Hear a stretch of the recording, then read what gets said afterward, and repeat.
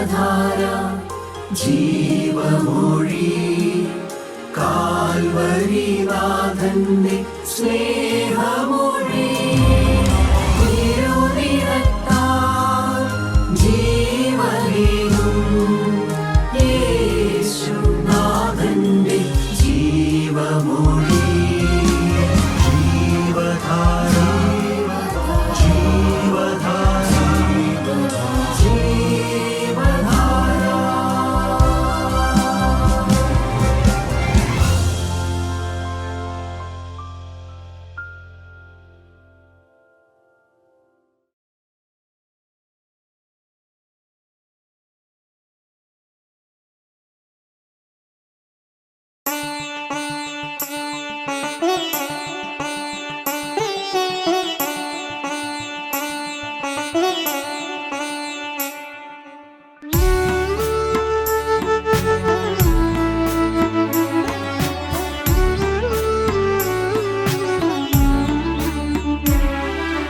നീയല്ലോ എനിക്കു സഹായി, നീയൻ പക്ഷം മതി, നിന്റെ കൃപ മതി. നീയല്ലോ എനിക്കു സഹായി, നീയൻ പക്ഷം മതി, നിന്റെ കൃപ മതി. നീയല്ലോ എനിക്കു സഹായി.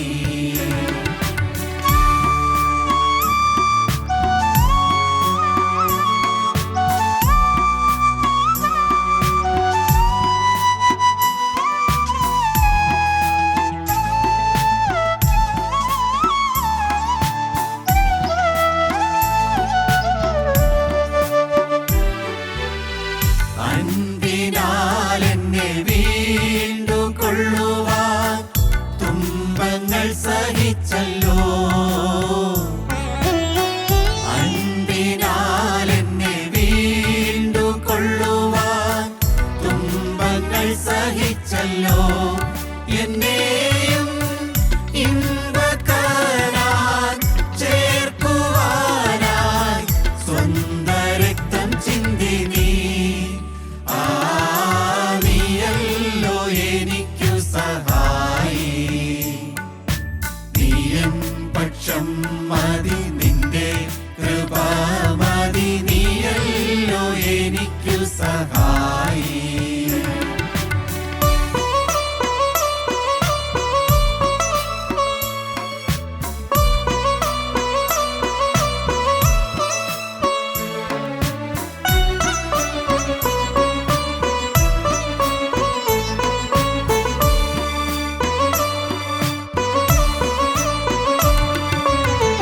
നിന്നെ കണ്ട നാളതു മുതൽ ഇന്നീ ദിനം വരെയും, നിന്നെ കണ്ട നാളതു മുതൽ ഇന്നീ ദിനം വരെയും എനിക്കു നന്മയെന്നെ തിന്മയൊന്നും ചെയ്തതില്ല ചിന്തിക്കിൽ. നീയല്ലോ എനിക്കു സഹായി, നീയൻ പക്ഷം മതി, നിന്റെ കൃപ മതി. നീയല്ലോ എനിക്കു സഹായി.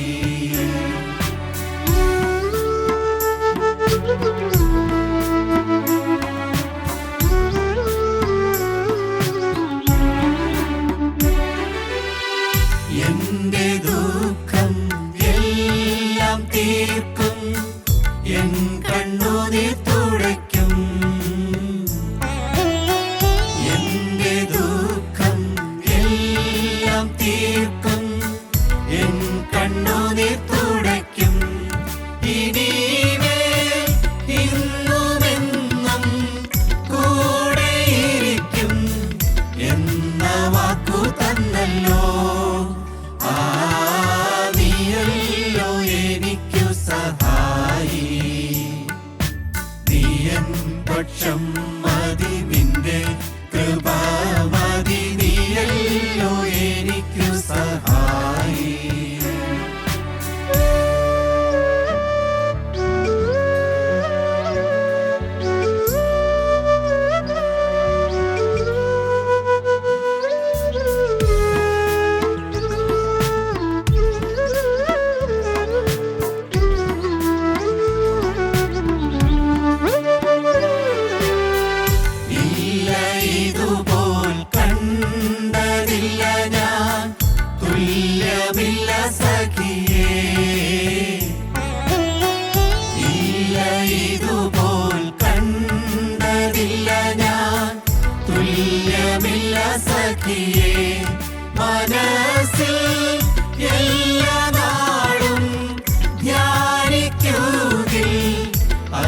ദുഃഖങ്ങൾ മാറിപ്പോകുമേ.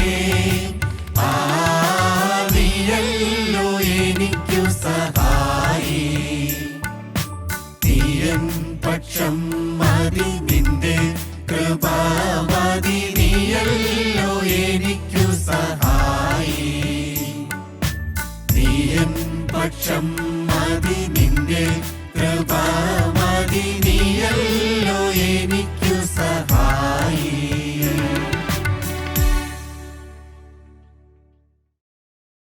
ദൈവ തിരുനാമത്തിന് മഹത്വം ഉണ്ടാകട്ടെ. വീണ്ടും വരുന്നവനായ യേശുക്രിസ്തുവിൻ്റെ മാറ്റമില്ലാത്ത വചനവുമായിട്ട് നിങ്ങളുടെ ഏവരുടെയും മുമ്പാകെ നിൽപ്പാൻ കർത്താവ് തന്ന കൃപയോർത്ത് ഞാൻ ദൈവത്തെ സ്തുതിക്കുന്നു, സ്തോത്രം ചെയ്യുന്നു.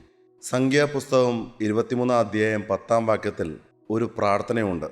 അതിങ്ങനെയാണ്: ഭക്തന്മാർ മരിക്കും പോലെ ഞാൻ മരിക്കട്ടെ, എൻ്റെ അവസാനം അവൻ്റേതുപോലെ ആകട്ടെ.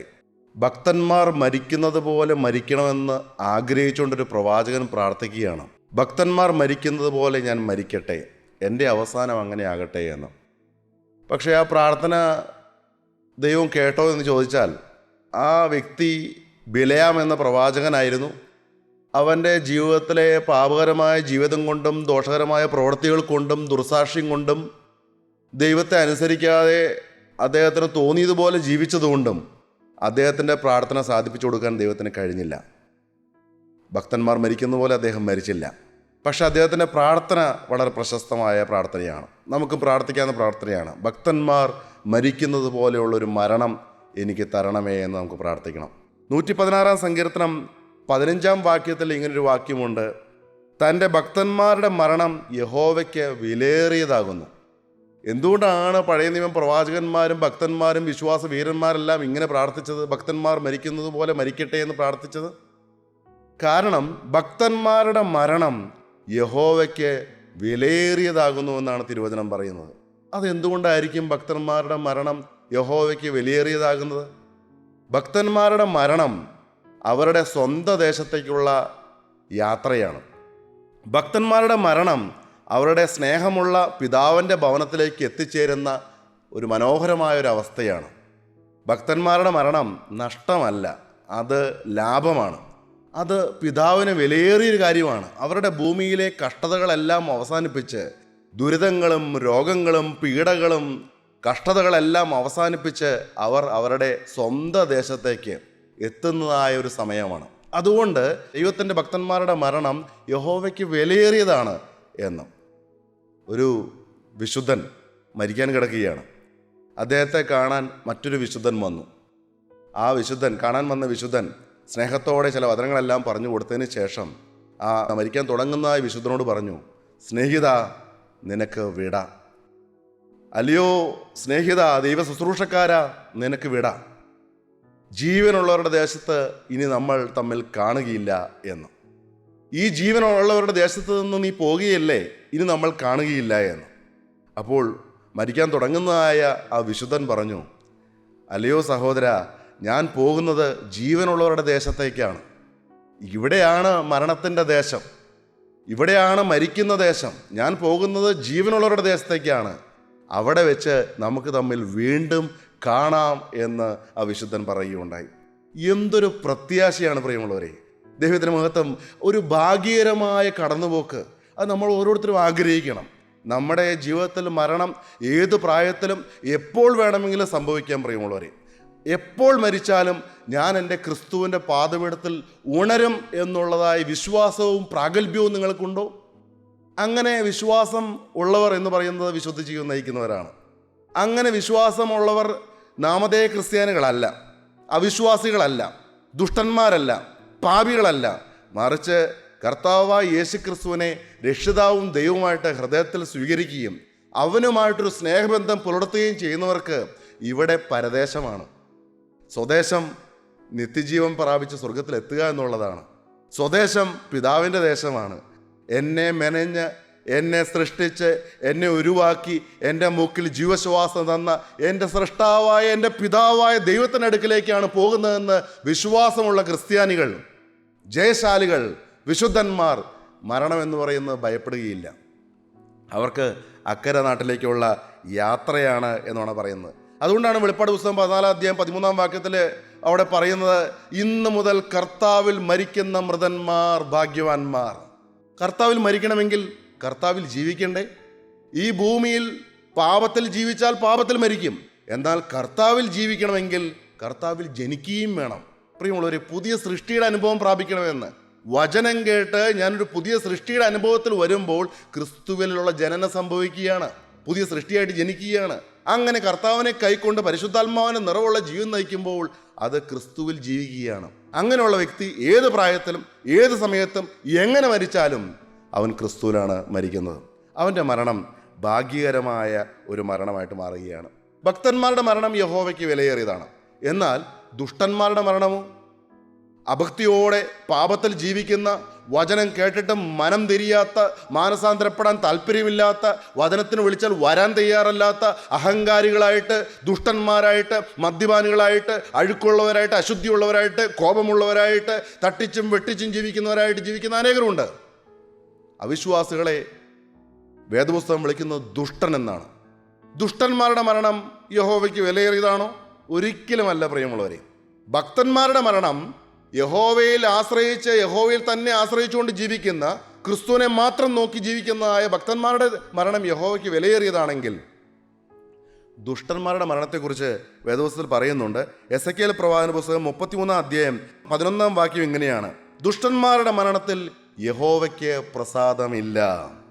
ദുഷ്ടൻ തൻ്റെ വഴി വിട്ടു തിരിയുന്നതിലാണ് പ്രസാദം. എന്താണ്? ദുഷ്ടൻ നശിച്ചു പോയതുകൊണ്ട് ദൈവത്തിന് എന്ത് പ്രയോജനം? ദുഷ്ടൻ നിത്യനരകത്തിലേക്ക് പോയതുകൊണ്ട് ദൈവത്തിന് എന്ത് പ്രയോജനം? പാപികൾ ദൈവത്തെ കൈക്കൊള്ളാതെ അശുദ്ധിയിലും അഴുക്കിലും ജീവിച്ച് ഈ ലോകത്ത് പാപത്തിൽ മരിച്ച് നശിച്ചു പോയതുകൊണ്ട് ദൈവത്തിന് എന്ത് പ്രയോജനം? അവരുടെ വഴി, ദുഷ്ടത വിട്ട് തൻ്റെ വഴി വിട്ട് തിരിയുന്നതിലാണ് ദൈവത്തിന് പ്രസാദമുള്ളത് എന്ന്. എന്തുകൊണ്ടാണ് ദുഷ്ടൻ്റെ വഴിയിൽ ദൈവത്തിന് പ്രസാദമില്ല, ദുഷ്ടൻ്റെ മരണത്തിൽ ദൈവത്തിന് പ്രസാദമില്ല എന്ന് പറയുന്നതെന്ന് അറിയണമെങ്കിൽ 2 തെസ്സലോനിക്കർ 1 അധ്യായം 10 വാക്യം വായിച്ചു കേൾക്കാം. സുവിശേഷം അനുസരിക്കാത്തവർ കർത്താവിൻ്റെ സന്നിധാനവും അവൻ്റെ വല്ലഭത്വത്തോടുകൂടിയ മഹത്വവും വിട്ടകന്ന് നിത്യനാശം എന്ന ശിക്ഷാവിധി അനുഭവിക്കും. ദൈവത്തിന്റെ സാന്നിധ്യം വിട്ട്, ദൈവത്തിൽ നിന്ന് അകന്ന് ദൈവത്തിൽ നിന്ന് വേർപെട്ട് നിത്യനാശം എന്ന ശിക്ഷാവിധി അനുഭവിക്കും. അവർക്ക് ഭയങ്കരമായൊരു ന്യായവിധിയും ശിക്ഷാവിധിയുമുണ്ട്. നിത്യനരകത്തിലേക്ക് തള്ളപ്പെട്ടു പോകും. ഇവിടെ വചനത്തിന് വിലയില്ല, സുവിശേഷം കേൾക്കാൻ താല്പര്യമില്ല. അശ്രദ്ധമായിട്ട് വചനവും കേൾക്കുന്നതായ സഹോദര സഹോദരി ചിന്തിക്കുക, നീ ദൈവത്തിന്റെ വചനത്തെ അവഗണിക്കുന്നതുകൊണ്ട് ദൈവം നിന്നെ പരിഗണിക്കുകയില്ല. അവർക്ക് സംഭവിക്കുന്നത്, സുവിശേഷം അനുസരിക്കാത്തവർ കർത്താവിന്റെ സന്നിധാനവും അവന്റെ വല്ലഭത്വത്തോടുകൂടിയ മഹത്വവും ആ തേജസ്സും വിട്ടകന്ന് നിത്യനാശം എന്ന ശിക്ഷാവിധി അനുഭവിക്കേണ്ടതായിട്ട് വരും. ദൈവത്തിൽ നിന്നുള്ള വേർപാട് സഹിക്കേണ്ടതായിട്ട് വരുമെന്ന് നമ്മൾ ചിന്തിച്ചിട്ടുണ്ട് എന്തെങ്കിലും? നമ്മുടെ അന്ത്യനിമിഷങ്ങൾ എങ്ങനെയായിരിക്കുമെന്ന്? നമ്മുടെ അന്ത്യനിമിഷം എങ്ങനെയായിരിക്കും പ്രിയമുള്ളവരെ? നമ്മളൊരു പക്ഷേ ദീനം വന്നായിരിക്കും മരിക്കുന്നത്. വാർദ്ധക്യത്തിലെത്തുമ്പോൾ പല പല ദീനങ്ങൾ കടന്നു വരാം. ചിലപ്പോൾ മാരകമായ രോഗം വന്നിട്ടായിരിക്കും മരിക്കുന്നത്. ക്രിസ്തുവിൽ പ്രത്യാശയുള്ള വ്യക്തിയാണെങ്കിൽ അതിലൊന്നും തകരുകയില്ല. അതിൽ മരണത്തെ ഭയത്തോടുകൂടി കാണുകയില്ല. അവൻ ധൈര്യശാലിയായിട്ട്, ബലാത്കാരിയായിട്ട് അവൻ മരണത്തെ നേരിടുകയാണ് ചെയ്യുന്നത്. പലരുടെയും മരണക്കിടക്കയെക്കുറിച്ച് ഞാൻ വായിക്കുകയുണ്ടായി. ഒരു മകൾ മരിക്കാൻ കിടക്കുകയാണ്. അപ്പൻ ധാർഷ്ട്യക്കാരനും യുക്തിവാദിയും നിരീശ്വരവാദിയുമായ ഒരു മനുഷ്യൻ, ദൈവമില്ല എന്ന് പറയുന്ന മനുഷ്യൻ. പക്ഷെ അമ്മ അങ്ങനെയല്ല. അമ്മ ഭക്തിയായൊരു സ്ത്രീയാണ്, ക്രിസ്തു വിശ്വാസിയാണ്. ഈ മകളുടെ മാനസാന്തരത്തിന് വേണ്ടി അമ്മ നിരന്തരം പറയുമായിരുന്നു. പക്ഷേ അപ്പൻ്റെ സ്വാധീനത്തിൽ മുഴുകി ഈ മകൾ, അവൾ ക്രിസ്തുവിനെ വിശ്വസിക്കാതെ, ഒരു മാനസാന്തരത്തിലേക്ക് വരാതെ അവൾ ജീവിച്ചു. എന്നാൽ അവൾക്ക് മരിക്കത്തക്കതായ രോഗം പിടിക്കുകയും മരണത്തോട് തൊട്ടടുക്കുകയും ചെയ്യുന്ന നിമിഷം അപ്പനും അമ്മയും മകളുടെ കൈ പിടിച്ച് കട്ടിലിനരികിൽ തൊട്ടരികത്ത് തന്നെയുണ്ട്. അപ്പോൾ ആ മകൾ അപ്പനോട് പറഞ്ഞു, അപ്പാ, ഇത്രയും കാലം ഞാൻ ഡാഡിയുടെ വാക്ക് കേട്ടുകൊണ്ട്, അമ്മ പറയുന്നതായ ക്രിസ്തു വിശ്വാസത്തെ നിഷേധിച്ചുകൊണ്ട്, ക്രിസ്തുവിനെ കൈക്കൊള്ളാതെ ഞാൻ ഇത്രയും കാലം ജീവിച്ചു. ഇപ്പോൾ എൻ്റെ മരണം എടുക്കുകയാണ്. ഡാഡി, ഞാൻ മരണത്തിനായിട്ട് ഒരുങ്ങിയില്ലല്ലോ. കരയുകയാണ്, വെപ്രാളത്തോടു കൂടി കരയുകയാണ്. അമ്മ കരഞ്ഞുകൊണ്ട് അരികത്ത് നിൽക്കുന്നുണ്ട്. അതുവരെ പിടിച്ചു നിന്ന അപ്പൻ പൊട്ടി പൊട്ടി കരയുകയാണ്. ഡാഡി, ഇനി അങ്ങ് പറയൂ, ഞാൻ അങ്ങയുടെ അവിശ്വാസത്തെ പിന്തുടരണമോ അതോ എൻ്റെ അമ്മ പറയുന്നതായ യേശുവിനെ കൈക്കൊള്ളണമോ? അപ്പൻ ഒച്ചത്തിൽ നിലവിളിച്ചുകൊണ്ട്, സ്വന്തം മകൾ മരണത്തോട് മല്ലടിക്കുന്നത് കണ്ട് ഒച്ചത്തിൽ നിലവിളിച്ചുകൊണ്ട് പറഞ്ഞു, മോനെ, ഈ ഇരുട്ട് നിറഞ്ഞതായ നിമിഷത്തിൽ എൻ്റെ അവിശ്വാസം കൊണ്ട്, എൻ്റെ യുക്തിവാദം കൊണ്ട് നിനക്കൊരു പ്രകാശവും കിട്ടാൻ പോകുന്നില്ല. നീ നിൻ്റെ അമ്മയുടെ ദൈവത്തെ മുറുകെ പിടിക്കുക എന്ന്. പ്രിയമുള്ളവരെ, പലരുടെയും മരണക്കിടക്ക ഭയാനകമാണ്. പ്രിയമുള്ളവരെ, അവർ ഈ ലോകപ്രകാരം ലൗകിക സുഖങ്ങൾ അനുഭവിച്ച് ലോകത്തിന് പിന്നാലെ നടക്കും. അവർക്ക് വിദ്യാഭ്യാസമുണ്ട്, ജോലിയുണ്ട്, ബിസിനസ്സുണ്ട്, വരുമാനമുണ്ട്, കാറുകളുടെ എണ്ണം കൂടുതലാണ്, വീടുകളുടെ എണ്ണം കൂടുതലാണ്. അവർ വചനത്തിന് വില കൊടുക്കാതെ, സുവിശേഷത്തിന് വില കൊടുക്കാതെ, സുവിശേഷത്തിലേക്ക് ആരെങ്കിലും വിളിച്ചാൽ അവരെ കളിയാക്കിക്കൊണ്ട് പരിഹസിച്ചുകൊണ്ട് നടക്കുന്നൊരു കാലം അവർക്കുണ്ട്. എന്നാൽ അവരെല്ലാം നേരിടേണ്ടതായ ഒരു സംഭവമാണ് മരണം. എല്ലാവരുടെയും ജീവിതത്തിൽ ഒഴിച്ചുകൂടാൻ പറ്റാത്തതായ ഒരു കാര്യമാണ് മരണം. എന്തു ചെയ്യും പ്രിയമുള്ളവരെ? മരണം എത്തുന്ന നേരത്ത് നമ്മുടെ അവസ്ഥ എന്തായിരിക്കും? ജോസഫ് സ്റ്റാലിൻ എന്ന റഷ്യൻ ഭരണകർത്താവിനെ കുറിച്ച് ഞാൻ വായിക്കുകയുണ്ടായി. ജോസഫ് സ്റ്റാലിൻ, അദ്ദേഹം കിരാത ഹൃദയമുള്ള, കാട്ടാള ഹൃദയമുള്ളതായ ഒരു ദുഷ്ടനായ മനുഷ്യനായിരുന്നു, റഷ്യൻ ഭരണാധികാരി. അദ്ദേഹത്തിൻ്റെ മരണക്കിടക്കയെക്കുറിച്ച് അദ്ദേഹത്തിൻ്റെ മകൾ സ്വെറ്റ്ലാന സ്റ്റാലിൻ ഒരു പുസ്തകം എഴുതുകയുണ്ടായി. 20 letters to a friend എന്ന് പറഞ്ഞുകൊണ്ട് ഒരു പുസ്തകം. അതിൽ സ്വന്തം അപ്പൻ്റെ മരണക്കിടക്കയെക്കുറിച്ച് എഴുതിയിരിക്കുകയാണ്. അതിങ്ങനെയാണ്: father died A difficult and terrible death. എൻ്റെ അപ്പൻ വളരെ പ്രയാസപൂർണവും വളരെ ഭയങ്കരവുമായ ഒരു മരണമാണ് വരിച്ചത്. അത് ഭയങ്കരമായിരുന്നു. The death was horrible. അത് ഭയങ്കരമായിരുന്നു. ഞങ്ങൾ നോക്കിക്കൊണ്ടിരിക്കുമ്പോൾ അദ്ദേഹം മരിക്കാൻ ശ്വാസം മുട്ടിക്കൊണ്ടിരിക്കുന്നത് ഞങ്ങൾ കണ്ടു. അവസാന നിമിഷങ്ങളോട് അടുക്കുന്നു എന്ന് തോന്നി. പെട്ടെന്ന് അദ്ദേഹം കണ്ണ് നല്ലതുപോലെ തുറന്നു. It was a terrible glance insane. അത് ഒരു ഭയങ്കര നോട്ടമായിരുന്നു, ഒരു തുറിച്ചു നോട്ടമായിരുന്നു എന്ന്. എന്നിട്ട് ആ മകൾ തന്നെ വിവരിക്കുകയാണ്, ഭയങ്കരമായ കോപം മുഖത്ത് സ്ഫുരിച്ചു. മരണഭീതി മുഖത്ത് നിഴലിടുന്നത് അവർക്ക് കാണാമായിരുന്നു എന്ന്. നിറഞ്ഞ മരണഭയം ആ മുഖത്ത് നിഴലിട്ടു. എന്തോ മുകളിലേക്ക് ചൂണ്ടിക്കാണിക്കുന്നത് പോലെ തൻ്റെ ഇടത് കരം ഉയർത്തിക്കൊണ്ട് ആകാശത്തേക്ക് ഉയർത്തി ഇങ്ങനെ ചൂണ്ടിക്കാണിക്കുകയുണ്ടായി. അത് ഭയന്നുകൊണ്ടാണ് കാണിക്കുന്നത്. കൈ താഴോട്ട് എറിഞ്ഞിട്ട് ഞങ്ങളെ ശപിക്കാൻ തുടങ്ങി. ഞങ്ങളുടെ നേരെ ശപിച്ചുകൊണ്ട് എന്തോ പറഞ്ഞു. വെപ്രാളം കൊണ്ട് ആക്രോശിക്കുകയും ഞരങ്ങുകയും മൂളുകയും ഒച്ചത്തിൽ അട്ടഹസിക്കുകയും ചെയ്തു എന്ന്. ദുഷ്ടനായിട്ട് കിരാത ഭരണം നടത്തിയതായ ഒരു റഷ്യൻ ഭരണകർത്താവിനെ കുറിച്ച്, ജോസഫ് സ്റ്റാലിനെ കുറിച്ച് സ്വന്തം മകൾ എഴുതിയ പുസ്തകത്തിൽ നിന്ന് കേട്ട കാര്യങ്ങളാണ്, അവൾ കണ്ട കാര്യമാണ് പറയുന്നത്. പ്രിയമുള്ളവരെ, മരണം ഭയാനകമായിരുന്നു എന്ന്. ക്രിസ്തുവില്ലാത്ത മരണം ഇവിടെ കളിയാണ്, ഇവിടെ തമാശയാണ്. വചനത്തിന് വിളിക്കുമ്പോൾ കളിതമാശയാണ്, കളിയാക്കലാണ്. എന്നാൽ നിന്റെ ജീവിതത്തിൽ നീ ഒട്ടും പ്രതീക്ഷിക്കാത്ത രംഗങ്ങൾ വരുമെന്ന് നീ ചിന്തിച്ചോളുക. എന്നാൽ 19-ാം നൂറ്റാണ്ടിൽ ജീവിച്ച അമേരിക്കൻ സുവിശേഷകനായ D.L. മോഡിയെക്കുറിച്ച് നമുക്ക് എല്ലാവർക്കും അറിയാവുന്ന കാര്യമാണ്. അദ്ദേഹത്തിൻ്റെ മരണക്കിടക്ക എത്ര മനോഹരമായിരുന്നു. അദ്ദേഹം പറയുകയാണ്, earth recedes, heaven opens before me. ഭൂമിയിലുള്ള കാര്യങ്ങളെല്ലാം അകലുന്നു, ഭൂമിയിലുള്ളതെല്ലാം അകന്നകന്നു പോകുന്നു, സ്വർഗം എനിക്ക് മുമ്പിൽ തുറക്കപ്പെടുന്നു. If this is death it is sweet. ഇതാണ് മരണമെങ്കിൽ അത് എത്ര മധുരമാണ്. ഇവിടെ ഒരു താഴ്വരയും ഞാൻ കാണുന്നില്ല. കൂരിരുൾ താഴ്വരയെക്കുറിച്ചാണ് പറയുന്നത്. ഇവിടെ ഒരു കൂരിരുൾ താഴ്വരയും ഞാൻ കാണുന്നില്ല. ദൈവം എന്നെ വിളിക്കുന്നു, ഞാൻ പോകേണ്ടതുണ്ട്. God is calling me and I must go. ദൈവം എന്നെ വിളിക്കുകയാണ്, ഞാൻ പോകേണ്ടതുണ്ട് എന്ന്. ദൈവത്തിന് മഹത്വം. ഈ ഭൂമിയിൽ പരദേശ പ്രയാണ കാലം കഴിഞ്ഞ് വിശ്വാസികളും വിശുദ്ധന്മാരും അക്കരെ നാട്ടിലേക്ക് എത്ര മനോഹരമായിട്ടാണ് പോകുന്നത്. പ്രിയമുള്ളവരെ, ഞാൻ ഈ കൂട്ടായ്മയിൽ വന്നിട്ട് 26-27 വർഷങ്ങളാകുന്നു. എൻ്റെ യേശുവിനെ രക്ഷിതാവും ദൈവമായിട്ട് ഹൃദയത്തിൽ സ്വീകരിച്ചിട്ട്. എന്നാൽ എൻ്റെ പിതാവാണ് എന്നെ ഈ കൂട്ടായ്മയിലേക്ക് കൊണ്ടുവന്നത്, എൻ്റെ കർത്താവിൻ്റെ പാദപീഠത്തിലേക്ക് കൊണ്ടുവന്നത്. എൻ്റെ അപ്പച്ചൻ കഴിഞ്ഞ 1.5 വർഷങ്ങൾക്ക് മുമ്പ് മരിച്ചു പോവുകയുണ്ടായി. എന്നാൽ പ്രിയമുള്ളവരെ, ആ വാക്ക് പറയുന്നതിനേക്കാൾ എനിക്കിഷ്ടം കർത്താവിൽ നിദ്ര പ്രാപിച്ചു എന്ന് പറയുന്നതാണ് എനിക്കിഷ്ടം. ദൈവത്തിന് മഹത്വം. വിശ്വാസികളെക്കുറിച്ചും വിശുദ്ധന്മാരെക്കുറിച്ചും പറയേണ്ടത് അങ്ങനെയാണ്, കർത്താവിൽ നിദ്ര പ്രാപിച്ചു എന്ന്. പ്രിയമുള്ളവരെ, എൻ്റെ അപ്പച്ചൻ മാനസാന്തരപ്പെട്ടതിന് ശേഷം സുവിശേഷകനായിട്ട് 10-30 വർഷത്തോളം കർത്താവിൻ്റെ വേല ചെയ്തു. എല്ലാ ദേശങ്ങളിലൂടെയും സഞ്ചരിച്ചു. എന്നാൽ അപ്പച്ചനെ അവസാനമെത്തിയപ്പോൾ ദീനം വന്നു, മരിക്കത്തക്കതായ ഒരു രോഗം വന്നു.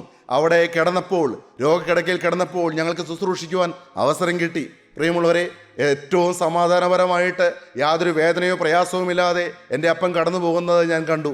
കടന്നു പോകുന്ന രാത്രിയിൽ ഒരു കരം എൻ്റെ കയ്യിലും ഒരു കരം എൻ്റെ പെങ്ങളുടെ കരത്തിലും പിടിച്ചുകൊണ്ട് എൻ്റെ അമ്മയുടെ കൈകളിൽ തല വെച്ചുകൊണ്ടാണ് എൻ്റെ അപ്പൻ കടന്നു പോകുന്നത്. പ്രിയമുള്ളവരെ, അപ്പൻ കടന്നു പോകുന്ന സമയത്ത് ഞങ്ങളെല്ലാം ദൈവത്തെ സ്തുതിച്ച് പാടി സ്തുതിച്ചുകൊണ്ടിരിക്കുന്ന സമയത്ത് 2-3 ദിവസമായിട്ട് മിണ്ടാൻ പറ്റാതെ ശബ്ദിക്കാൻ പറ്റാതിരുന്ന എൻ്റെ അപ്പൻ ഹാലേലുയ ഹാലേലുയ എന്ന് അവ്യക്തമായിട്ടാണെങ്കിലും 3 പ്രാവശ്യം പറഞ്ഞിട്ടാണ് കടന്നുപോയത്. പ്രിയമുള്ളവരെ, ഈ ഭൂമിയിൽ കർത്താവിനെ കൈക്കൊണ്ട് ജീവിച്ചവർക്ക് എത്ര മനോഹരമായ മരണമായിരിക്കും. ദൈവത്തിന് മഹത്വം. പലപ്പോഴും ജനങ്ങൾക്ക് അറിയാൻ പറ്റില്ല, കൂട്ടായ്മയിലുള്ള സഹോദരന്മാർക്ക് അറിയാൻ പറ്റില്ല എങ്ങനെയായിരിക്കും ആ വ്യക്തി കടന്നുപോയത് എന്ന്.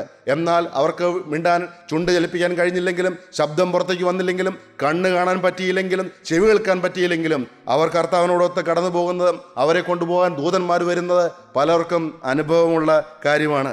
ദൈവത്തിന് മഹത്വം, ദൈവത്തിന് സ്തോത്രം. നാം എങ്ങനെ ജീവിക്കുന്നു എന്നതിനെ ആശ്രയിച്ചാണ് നാം എങ്ങനെ മരിക്കുന്നു എന്നുള്ളത്. നിങ്ങളുടെ അന്ത്യനിമിഷം എങ്ങനെയായിരിക്കുമെന്ന് നിങ്ങൾ ചിന്തിക്കാറുണ്ടോ? ഭയപ്പെടാൻ വേണ്ടി പറയുകയല്ല പ്രിയമുള്ളവരെ, എന്നാൽ നമ്മൾ ഒരുക്കമുള്ളവരായിരിക്കണം. ഞാൻ കടന്നു പോകുന്നത് ഒരു അവിശ്വാസി കടന്നു പോകേണ്ടതുപോലെയാണോ? ഞാൻ കടന്നു പോകേണ്ടത് വചനം കേൾക്കുന്ന ഞാൻ, മാനസാന്തരപ്പെട്ട ഞാൻ, സുവിശേഷ വേല ചെയ്യുന്ന ഞാൻ കടന്നു പോകേണ്ടത് ഒരു ദുഷ്ടൻ മരിക്കുന്ന പോലെയാണോ? അല്ല പ്രിയമുള്ളവരെ, ഭക്തന്മാരുടെ മരണം യഹോവയ്ക്ക് വിലയേറിയത് എന്ന് ദൈവത്തിൻ്റെ വചനം പറയുമ്പോൾ നമ്മുടെ മരണം എങ്ങനെയുള്ളതായിരിക്കണമെന്നാണ് നമ്മൾ ആഗ്രഹിക്കുന്നത്. കർത്താവേ, ഒരു ഭക്തൻ മരിക്കുന്നത് പോലെ ഞാൻ മരിക്കണമെന്ന് നിങ്ങൾ ആഗ്രഹിച്ച് പ്രാർത്ഥിക്കുന്നുണ്ടോ? ദൈവത്തിന് മഹത്വം. മരണത്തെക്കുറിച്ച് ചിന്തിക്കണം പ്രിയമുള്ളവരെ, മരണത്തിനപ്പുറമുള്ള ജീവിതത്തെക്കുറിച്ച് ചിന്തിക്കണം. എബ്രായർക്ക് എഴുതിയ ലേഖനം 11-ാമത്തെ അധ്യായം എത്ര മനോഹരമാണ്.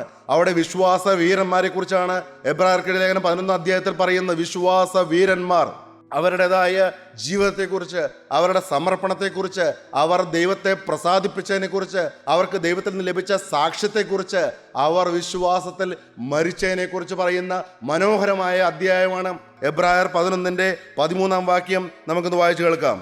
ഇവരെല്ലാവരും വാഗ്ദത്തം നിവൃത്തി പ്രാപിക്കാതെ ദൂരത്തു നിന്ന് അത് കണ്ട് അഭിവന്ദിച്ചും ഭൂമിയിൽ തങ്ങൾ അന്യരും പരദേശികളും എന്ന് ഏറ്റുപറഞ്ഞും കൊണ്ട് വിശ്വാസത്തിൽ മരിച്ചു. പ്രിയമുള്ളവരെ, അവർ കടന്നു പോകുന്നതിന് മുമ്പ് അവർ ഒരു കാര്യം ഏറ്റുപറഞ്ഞിട്ടാണ് പോയത്. ഈ ഭൂമിയിൽ ഞങ്ങൾ പരദേശികളാണ്. ഞങ്ങളുടെ സ്വന്തം ദേശം ഈ ഭൂമിയല്ല. ഞങ്ങളുടെ സ്വദേശം എന്ന് പറയുന്നത് ഞങ്ങളുടെ അപ്പനായ പിതാവായ ദൈവം ഞങ്ങൾക്ക് വേണ്ടി ഒരുക്കിയതായ സ്വർഗമാണ്. എന്നാൽ ഞങ്ങൾക്കാർക്കും അവിടെ എത്താനുള്ള യോഗ്യതയില്ല. ഞങ്ങളെ എത്തിച്ച ഒരേ ഒരു വ്യക്തിയാണ്, അത് കർത്താവായ യേശുക്രിസ്തുവാണ്. അവനാണ് ഞങ്ങളുടെ രക്ഷകൻ.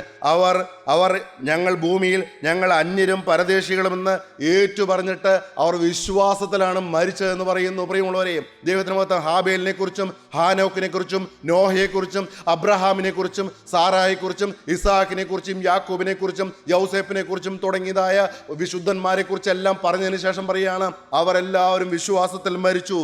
എന്നാൽ അവിടെ പറയുകയാണ് അവർ എല്ലാവരും വാഗ്ദത്തം നിവൃത്തി പ്രാപിക്കാതെ ദൂരത്ത് നിന്ന് അത് കണ്ട് അഭിവന്ദിച്ചും തങ്ങൾ ഈ ഭൂമിയിൽ അന്യരും പരദേശികളെന്നും ഏറ്റു പറഞ്ഞുകൊണ്ടാണ് വിശ്വാസത്തിൽ മരിച്ചത് എന്ന്. വാഗ്ദത്ത നിവൃത്തി എന്ന് പറയുന്നത് എന്താണ് പ്രിയമുള്ളവരെ? ദൈവത്തിന് മഹത്വം. അവർ രക്ഷകനെ കാത്തിരുന്നു. അവർക്ക് സ്വർഗം കിട്ടേണ്ടതായ, നിത്യജീവൻ പ്രാപിക്കാൻ തക്കവണ്ണമുള്ളതായ രക്ഷകനെ, അവരെത്തിക്കുവാൻ ശക്തിയുള്ളതായ രക്ഷകനെ അവർ കാത്തിരുന്നു.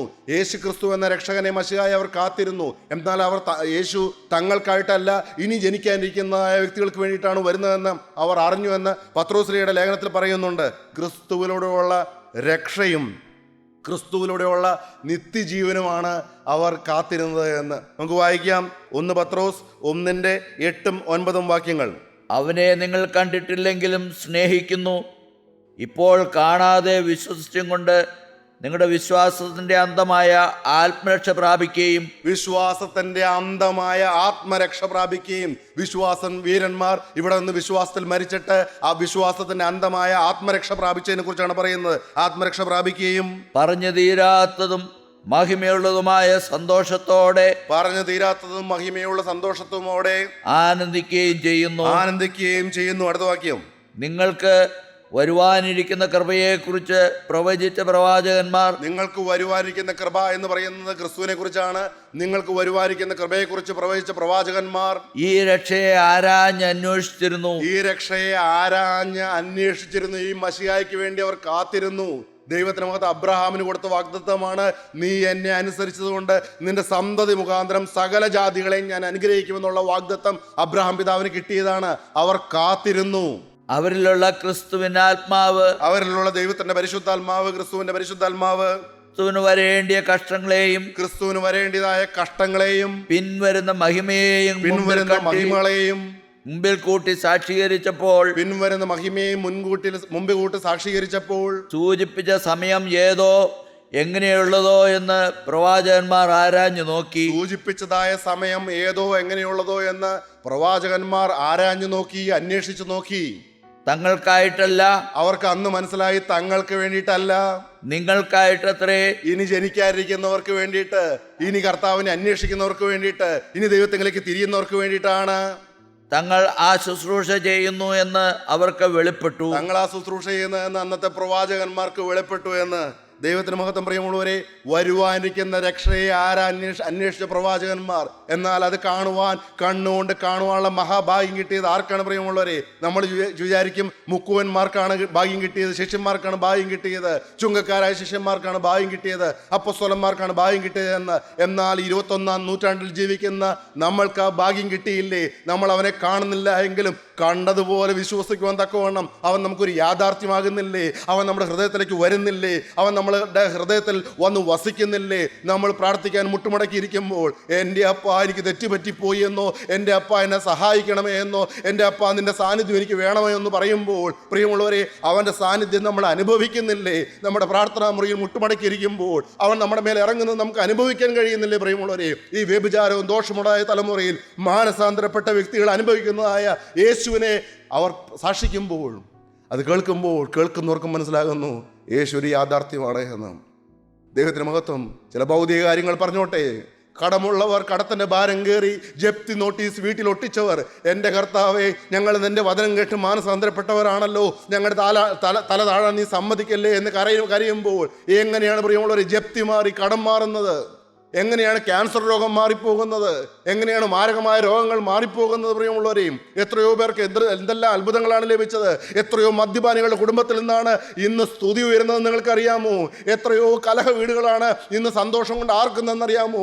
അതിൻ്റെ പിന്നിൽ മറ്റാരുമല്ല, നമ്മളെ രക്ഷിക്കുവാൻ വന്ന കർത്താവായ യേശു ക്രിസ്തു അല്ലയോ? നമ്മുടെ രക്ഷകനും പ്രാണപ്രിയനുമായ യേശു അല്ലയോ? എബ്രായർക്ക് എഴുതിയ ലേഖനം 11-ാം അധ്യായം 10-ാം വാക്യം വായിക്കാം. ദൈവം ശില്പിയായി നിർമ്മിച്ചതും അടിസ്ഥാനങ്ങളുള്ളതുമായ നഗരത്തിനായി കാത്തിരുന്നു. ദൈവം ശില്പിയായി നിർമ്മിച്ചതും അടിസ്ഥാനങ്ങളുള്ളതുമായ നഗരത്തിനായിട്ട് അവർ കാത്തിരുന്നു. ദൈവത്തിന് മൊത്തം. അങ്ങനെ വിശ്വാസവീരന്മാരായ വ്യക്തികളിൽ ഒരാളായ അപ്പോസ്തലനായ പൗലോസ് പറയുന്നൊരു വാക്യമുണ്ട്, കൂടാരമായ ഞങ്ങളുടെ ഭൗമഭവനം അഴിഞ്ഞുപോയാൽ കൈപ്പണിയല്ലാത്ത നിത്യഭവനമായി ദൈവത്തിന്റെ ദാനമായ ഒരു കെട്ടിടം ഞങ്ങൾക്ക് സ്വർഗത്തിലുണ്ട്. ഞങ്ങൾ ഇന്ന് കൂടാരത്തിലാണ് വസിക്കുന്നത്. അത് ഭൗമിക ശരീരത്തെക്കുറിച്ചാണ് പറയുന്നത്. ഈ ഭൂമിയിൽ ജീവിക്കുമ്പോൾ ലഭിച്ചതായ ശരീരത്തെയാണ് കൂടാരമായ ഞങ്ങളുടെ ഭൗമഭവനം എന്ന് പറയുന്നത്. ഈ ഭവനം ടെമ്പററി ആണ് എന്ന് പറയുകയാണ്. അത് കൂടാരമാണ്, എന്നാൽ ശാശ്വതമായ ഒരു കെട്ടിടം തന്നെ, പുനരുദ്ധാന ശരീരം ദൈവം ഞങ്ങൾക്ക് തരുമെന്നാണ് വിശ്വാസവീരനായ സെന്റ് പോൾ പറയുന്നത്. കൂടാരമായ ഞങ്ങളുടെ ഭൗമഭവനം അഴിഞ്ഞു പോയാൽ, മരണം മൂലം അഴിഞ്ഞു പോയാൽ, കൈപ്പണിയല്ലാത്ത നിത്യഭവനമായ ദൈവത്തിൻ്റെ ദാനമായ ഒരു കെട്ടിടം, പുനരുദ്ധാന ശരീരം, തേജസ്കരിക്കപ്പെട്ട ശരീരം ഞങ്ങൾക്കുണ്ട് എന്ന് ഞങ്ങൾ അറിയുന്നു എന്ന്. എത്ര മനോഹരമായ വിശ്വാസമാണ്! ഇവിടെയും വിശുദ്ധന്മാർ ദൈവശില്പിയായി നിർമ്മിച്ചതും അടിസ്ഥാനങ്ങളുള്ളതുമായ നഗരത്തിനായിട്ട് കാത്തിരുന്നു. 14-ാം വാക്യം. ഇങ്ങനെ പറയുന്നവർ ഒരു പിതൃദേശം അന്വേഷിക്കുന്നു എന്ന് കാണിക്കുന്നു. ഈ വിശ്വാസവീരന്മാരെല്ലാം പറയുന്നു, ഞങ്ങൾക്കൊരു പിതൃദേശമുണ്ട്, ഞങ്ങൾക്ക് അവിടെ പോകേണ്ടതാണ്. 16-ാം വാക്യം. അവരോ അധികം നല്ലതിനെ, സ്വർഗീയമായതിനെ തന്നെ കാംക്ഷിച്ചിരുന്നു. അവരോ അധികം നല്ലതിനെ, സ്വർഗീയമായതിനെ തന്നെ കാംക്ഷിച്ചിരുന്നു. സ്വർഗീയമായ ഒന്ന്, അത് നിത്യ ജീവൻ പ്രാപിക്കുന്നതായ സ്വർഗമാണ്. സ്വർഗത്തെക്കുറിച്ചാണ് അവർ പറയുന്നത്. പിതൃദേശം, ദൈവം ശില്പിയായി നിർമ്മിച്ചതും അടിസ്ഥാനങ്ങളുള്ളതുമായ നഗരം, ദൈവം തങ്ങൾക്കായിട്ട് ഒരുക്കുന്നതായ പാർപ്പിടം, ദൈവം തങ്ങൾക്കായിട്ട് ഒരുക്കുന്നതായ ഭവനം, സ്വർഗത്തെക്കുറിച്ച് പ്രത്യാശയുള്ളവരായിരുന്നു വിശ്വാസം വീരന്മാർ. ദൈവത്തിന് മഹത്വം, ദൈവത്തിന് സ്തോത്രം. അവരുടെ മരണസമയത്ത് പറയുകയാണ്, അവർ വിശ്വാസത്തിൽ മരിച്ചു എന്ന്. ദൈവത്തിന് മഹത്വം. അവരുടെ മരണസമയത്ത് അവർ മക്കളെ അനുഗ്രഹിക്കുന്നു. അവരുടെ മരണസമയത്ത് അവർ എല്ലാവരെയും അനുഗ്രഹിക്കുന്നു. അവരുടെ മരണസമയത്ത് അവർ പ്രാർത്ഥിക്കുന്നു, ദൈവത്തെ ആരാധിക്കുന്നു എന്ന്. ദൈവത്തിന് മഹത്വം. എബ്രായർക്കെഴുതിയ ലേഖനം തന്നെ 11 അധ്യായം 21 വാക്യം അവിടെ ഒരു ഭക്തന്റെ മരണത്തെക്കുറിച്ച് പറയുന്നുണ്ട്. വായിക്കാം. വിശ്വാസത്താൽ യാക്കോബ് മരണകാലത്തെങ്കിൽ യൗസേപ്പിന്റെ മക്കളെ ഇരുവരെയും അനുഗ്രഹിക്കുകയും. വിശ്വാസത്താൽ യാക്കോബ് മരണകാലത്തെങ്കൽ, യാക്കോബിന്റെ മരണക്കിടക്കയെ കുറിച്ചാണ് പറയുന്നത്. മരണകാലത്തെങ്കൽ യൗസേപ്പിന്റെ മക്കളെ ഇരുവരെയും അനുഗ്രഹിക്കുകയും തന്റെ വടിയുടെ അറ്റത്ത് ചാരിക്കൊണ്ട് നമസ്കരിക്കുകയും ചെയ്തു. തന്റെ വടിയുടെ അറ്റത്ത് ചാരിക്കൊണ്ട് ദൈവത്തെ നമസ്കരിക്കുകയും ചെയ്തു. പ്രിയമുള്ളവരെ, ഫറവോന്റെ അടുക്കൽ യൗസേപ്പ് തന്റെ അപ്പനായ യാക്കോബിനെ, ഗോത്രപിതാവായ യാക്കോബിനെ കൊണ്ടുവന്നപ്പോൾ ഈ യാക്കോബ് ഫറവോനെ അനുഗ്രഹിക്കുകയാണ്. 1 അല്ല 2 പ്രാവശ്യം അനുഗ്രഹിക്കുകയാണ്. പ്രിയമുള്ളവരെ, ഈ അനുഗ്രഹിക്കാനുള്ള കാരണം എന്താണ്? മക്കളെ അനുഗ്രഹിക്കുകയാണ്, കൊച്ചുമക്കളെ അനുഗ്രഹിക്കുകയാണ്. 12 മക്കളെ അനുഗ്രഹിക്കുന്നുണ്ട്. യൗസേപ്പിനെ പ്രത്യേകമായിട്ട് അനുഗ്രഹിക്കുന്നുണ്ട്. യൗസേപ്പിന്റെ 2 മക്കളെയും ഇവർ എനിക്കുള്ളവർ എന്ന് പറഞ്ഞുകൊണ്ട് കൈകൾ പിണച്ചു വെച്ച് അനുഗ്രഹിക്കുന്നുണ്ട്. എങ്ങനെയാണ് യാക്കോബ് അനുഗ്രഹിക്കുന്നതിനായിട്ട് മാറിയത്? അനുഗ്രഹം ലഭിച്ചതുകൊണ്ടാണ് പ്രിയമുള്ളവർ അനുഗ്രഹിക്കുന്നവരായിട്ട് മാറിയത്. ഒരിക്കൽ ബേഥേലിൽ വെച്ച് ദൈവം അവനെ അനുഗ്രഹിച്ച കാര്യം അവൻ മരണക്കിടക്കയിൽ തൻ്റെ മക്കളോട് പറയുന്നുണ്ട്, യോസേപ്പിനോട് പറയുന്നുണ്ട്. സർവശക്തിയുള്ള ദൈവം കനാൻ ദേശത്ത് പ്രത്യക്ഷനായി എന്നെ അനുഗ്രഹിച്ചു എന്ന്. 48 അധ്യായം യാക്കോബിൻ്റെ മരണത്തെക്കുറിച്ചുള്ള അധ്യായമാണ്. ദൈവത്തിന് മഹത്വം. മനോഹരമാണ്. യാക്കോബിൻ്റെ മരണസമയത്ത് യാക്കോബിന് 147 വയസ്സുണ്ടായിരുന്നു. യാക്കോബ് ഫറവോന്റെ അടുക്കൽ വരുമ്പോൾ 130 വയസ്സാണെന്ന് അവിടെ പറയുന്നുണ്ട്. എൻ്റെ പരദേശ പ്രയാണകാലം 130 സംവത്സരം എന്ന് പറയുന്നുണ്ട്. എന്നാൽ 17 വർഷം അവിടെ ജീവിച്ചിട്ട് മരണക്കിടക്കയിൽ അവൻ ദീനമായിട്ട് കിടന്നു എന്നാണ് പറയുന്നത്. കണ്ണ് കാണാതെ, ചെവി കേൾക്കാതെയും ദീനം വന്നു കിടന്നു എന്നാണ് പറയുന്നത്. ദീനം വരുന്നത് പ്രിയമുള്ളവരെ, അത് ശാപമായിട്ട് നിങ്ങൾ കാണരുത്. അതൊരു നെഗറ്റീവ് ചിന്തയായിട്ട് നിങ്ങൾ കാണരുത്. ഭക്തന്മാർക്കും വിശുദ്ധന്മാർക്കും ദീനം വരുന്നത് അതൊരു കുറ്റമായിട്ടോ അവരുടെ കുറവായിട്ടോ കാണരുത്. യാക്കോബ് 147 വയസ്സുള്ള യാക്കോബ് ദീനമായിട്ട് കിടന്നു. പക്ഷേ നാവിന് ചലിപ്പിക്കാനുള്ള ശക്തി ഉണ്ടായിരുന്നു. ദൈവത്തിന് മഹത്വം, ദൈവത്തിന് സ്തോത്രം. യൗസേപ്പ് വന്നപ്പോൾ പറഞ്ഞു, യൗസേപ്പേ മോനെ, നിന്റെ മുഖം കാണുമെന്ന് ഞാൻ വിചാരിച്ചതല്ല, എന്നാൽ നിന്റെ സന്തതിയുടെ മുഖം കാണാൻ എനിക്ക് സംഗതി വരുത്തിയല്ലോ ഈ ദൈവമെന്ന്. ദൈവത്തെ സ്തുതിക്കുകയാണ്, ദൈവത്തോട് നന്ദിയാണ് പ്രിയമുള്ളവരെ. മറ്റൊരിക്കൽ പറയുന്നുണ്ട്, എൻ്റെ പിതാക്കന്മാർ ഭജിച്ചു പോന്ന ദൈവം, ഞാൻ ജനിച്ച നാൾ മുതൽ ഇന്ന് വരെ എന്നെ പുലർത്തിയ ദൈവം. എത്ര നന്ദിയുള്ള ജീവിതമാണ് നയിക്കുന്നത്. ദൈവത്തിന് മഹത്വം. വഴിയിൽ വെച്ച് റാഹേൽ മരിച്ചുപോയ കാര്യങ്ങളിൽ ദൈവത്തോട് പരിഭവമില്ല. അതെല്ലാം ഓർക്കുന്നുണ്ടെങ്കിലും ദൈവത്തോട് പരിഭവമില്ല. എൻ്റെ പ്രിയപ്പെട്ടവളായ ഭാര്യ മരിച്ചുപോയില്ലേ, ചെറുപ്രായത്തിലെ മരിച്ചുപോയില്ലേ, 2ാമത്തെ കുഞ്ഞിന് ജന്മം കൊടുത്തപ്പോൾ മരിച്ചുപോയില്ലേ, ഇങ്ങനെയുള്ള കാര്യങ്ങളൊന്നും ചോദിക്കുന്നില്ല, പരിഭവപ്പെടുന്നില്ല. നന്ദി മാത്രമാണ്. ദൈവത്തിന് മഹത്വം. ആ നന്ദിയുള്ള ഹൃദയത്തിൽ നിന്ന് അനുഗ്രഹം വരികയാണ്. ദൈവത്തിന് മഹത്വം, ദൈവത്തിന് സ്തോത്രം. എൻ്റെ സകല ദോഷങ്ങളിൽ നിന്നും എന്നെ വിടുവിച്ചവനായ ദൈവം ഈ കുട്ടികളെ അനുഗ്രഹിക്കട്ടെ എന്ന് പറഞ്ഞ് അനുഗ്രഹിക്കുകയാണ്. എന്നിട്ട് പറയുകയാണ്, യോസേപ്പിനോട് പറഞ്ഞു, ഇതാ ഞാൻ മരിക്കുന്നു, ദൈവം നിങ്ങളുടെ പിതാക്കന്മാരുടെ ദേശത്തേക്ക് മടക്കി കൊണ്ടുപോകും എന്ന് പറയുകയാണ്. യാക്കോബ് തൻ്റെ 12 പുത്രന്മാരെ അനുഗ്രഹിക്കുന്നു. എന്നിട്ട് പറയുകയാണ്, ഞാൻ എൻ്റെ ജനത്തോട് ചേരാൻ പോവുകയാണ് എന്ന്. യാക്കോബ് തൻ്റെ പുത്രന്മാരോട് ആജ്ഞാപിച്ച് തീർന്ന ശേഷം അവൻ കാൽ കട്ടിലിന്മേൽ എടുത്തു വെച്ചിട്ട് പ്രാണനെ വിട്ട് തൻ്റെ ജനത്തോട് ചേർന്നു എന്ന്. പ്രിയമുള്ളവരെ, നമ്മളുടെ മരണക്കിടക്ക് എങ്ങനെയായിരിക്കും? സ്തേഫാനോസ് പറഞ്ഞു, എൻ്റെ കർത്താവേ, എൻ്റെ ആത്മാവിനെ ഞാൻ നിൻ്റെ തൃക്കൈയിൽ ഏൽപ്പിക്കുന്നു എന്ന്. ദൈവത്തിന് മഹത്വം. സെൻറ്റ് പോൾ പറയുന്നുണ്ട്, മരണത്തിനോ ദൂതന്മാർക്കോ വാഴ്ചകൾക്കോ എൻ്റെ ക്രിസ്തുവിനുള്ള സ്നേഹത്തിൽ നിന്നെ വേർപിരിപ്പാൻ കഴിയില്ല എന്ന്. എന്തുകൊണ്ടാണ് പ്രിയമുള്ളവർ ഇവർക്കെല്ലാം ഭാഗ്യകരമായൊരു മരണം കിട്ടിയെന്ന് നിങ്ങൾക്കറിയാമോ? അവർ ഒരാളെ നോക്കിക്കൊണ്ടാണ് യാത്ര ചെയ്തത്. വിശ്വാസത്തിൻ്റെ നായകനും പൂർത്തി വരുത്തുന്നവനുമായ യേശുവിനെ നോക്കിക്കൊണ്ട് അവർ യാത്ര ചെയ്തു. അവരുടെ ജീവിതത്തിൽ കഷ്ടതകൾ വന്നപ്പോൾ, പ്രയാസങ്ങൾ വന്നപ്പോൾ, ദുഃഖങ്ങൾ വന്നപ്പോൾ, ദുരിതങ്ങൾ വന്നപ്പോൾ, രോഗങ്ങൾ വന്നപ്പോൾ അവരാരെയും കുറ്റം പറഞ്ഞില്ല, ദൈവത്തെയും കുറ്റം പറഞ്ഞില്ല, എനിക്ക് എന്തുകൊണ്ട് ഇത് വന്നു എന്ന് പറഞ്ഞില്ല. അവർ വിശ്വാസത്തിൻ്റെ നായകനും പൂർത്തി വരുത്തുന്നതിനുമായ യേശുവിനെ നോക്കി യാത്ര ചെയ്തു.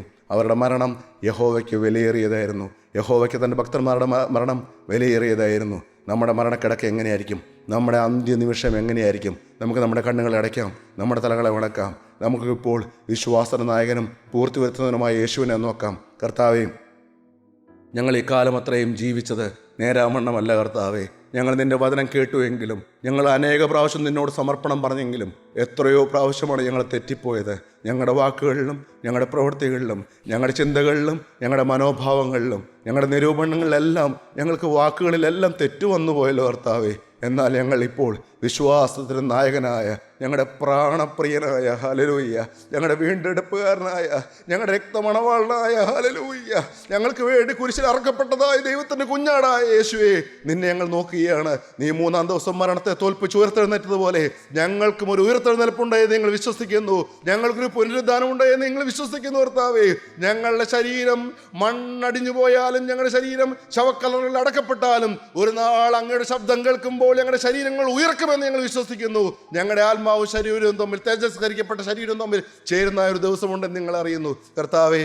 ഈ യാത്രയിലും ഈ മരുപ്രയാണത്തിലും ഞങ്ങൾ അങ്ങേ നോക്കിക്കൊണ്ട് യാത്ര ചെയ്യുമ്പോൾ കർത്താവേ, ഞങ്ങൾക്കൊരാഗ്രഹമുണ്ട്. ഞങ്ങളുടെ മരണം കഴിഞ്ഞ് ഞങ്ങൾ കണ്ണു തുറക്കുന്നത് അങ്ങയുടെ മുഖം കണ്ടുകൊണ്ടായിരിക്കണമെന്ന് കർത്താവേ. അതിനായിട്ട് ഞങ്ങളുടെ ജീവിതം ഇപ്പോൾ ഒരിക്കൽ കൂടി സമർപ്പിക്കുകയാണ്. സകലതും ഞങ്ങൾക്കായി ജീവൻ വെച്ച യേശുവിൻ്റെ നാമത്തെ ചോദിക്കുന്നു. കൃപയുടെ കേട്ട് തുറന്നരുമാറാകണമേ. ആമേൻ.